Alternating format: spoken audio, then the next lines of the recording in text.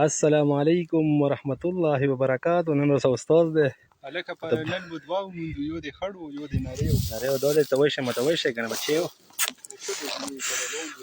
ورته وایې ته پسې ډېر خلک کړېدلي دي. دغه د پرازه بل ګبین شو موږ ته چې څوک وایي چې دا ګبینه به دړې دا موږ بل استاد ملیشې میدو استاد یې هغې یو چکر ولګېدل ته یې مچۍ ده وایي ګورې نن دغه میدو بجم وکړو خیر څه چې انشاءالله دی نو څه یو نیم کیلو پورې دی مچۍ به د ګبینه شي سویلو ته پوک ورکوي.